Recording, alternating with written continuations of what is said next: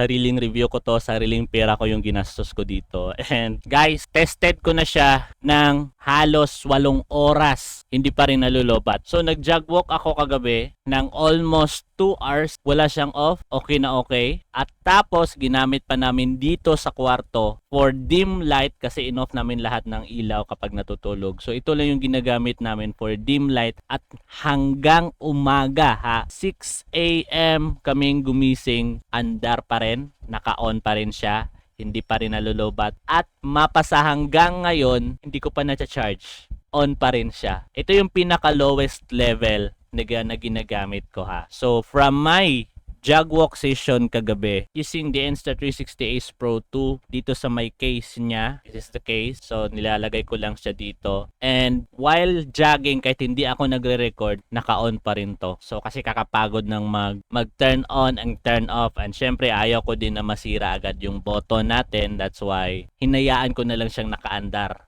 kahit hindi ako nagre-record. And the good thing is napabilib ako sa product na to. Ayan yung brand niyan. Ayan, Telesen. Sobrang ganda. Actually, meron din akong mga other LED light dito. Ayan, from Ulanzi. Pero this one, sobrang laki. Kita mo naman kung gaano siya kalaki, di ba? Oh, ito sobrang liit lang pero sobrang useful din. So, ito yung level 1. Ito naman yung level 2.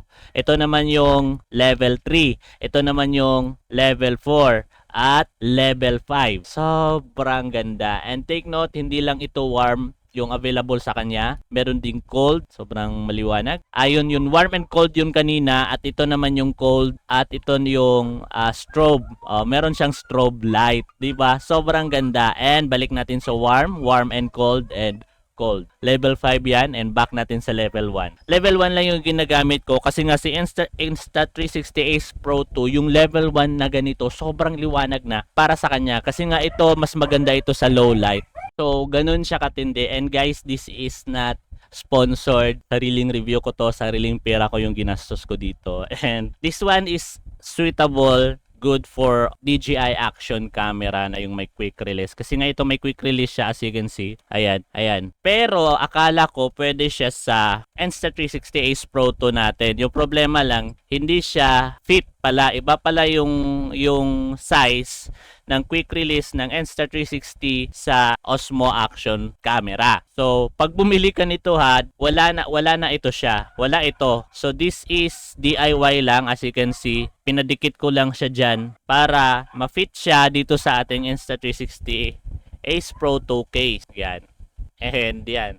Pero guys, to tell you honestly, frankly, honest review natin to, this is totally worth it na mini fill light yung tinatawag nila nito. Ayan o, mini fill light siya mga preng na gamit ko. Grabe, napabilib niya talaga ako. Biruin mo, hindi ko siya talaga inoff hanggang matapos yung jogging ko kahit hindi ako nagre-record. Kasi ito nakalagay to dito sa ating mini stick or mini tripod mga preng. Ayan. Itong mini tripod, nabili ko din to online. Plastic base ito siya pero na-adjust. Yan, yan. So, kung naghahanap ng ganito, ilalagay ko din dyan. And syempre, yung quick release ng Insta360, dito ko lang yan siya ilalagay. Sobrang dali lang maglagay nito. Kasi ito, pwedeng pang portrait mode to eh. So, like this one.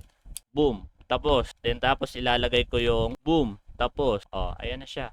Ayan. O, diba? Nagandahan lang ako dito sa DIY ko kasi natutupi siya, naiikot siya, ayan, natitilt siya, whatsoever kung anong gusto mong pagawa sa kanya. Pero kapag bumili ka ng ganito mga preng, ito lang talaga yung item na makukuha mo. So ito, kinuha ka lang to sa isang mini fill light ko pero mas malaki pa yun kaysa sa dito. Hindi ko na makita kung saan yun, na misplace ko ata. So hindi din to, iba din to. So ayan mga preng. So sa mga naghahanap ng ganito, yung naghahanap talaga ng matagal malobat, worth it yung travel mo with this kind of light or mini fill light. Pwede din to sa cellphone, depende na kung paano mo siya i-set up. This is also magnetic. Mga preng, check nyo. Nagmamagnet to. Ayan, check. Ayan, nagmamagnet siya. Magnetic yan. Pwede nyo siyang idikit sa any mga flat surface na metal. Ayan, nagdidikit talaga yan sa mga preng. Ayan, ayan. So, gamit na gamit siya kahit hindi sa action camera nyo gagamitin. So, sa mga naghahanap ng ganito, worth it ba siya o hindi?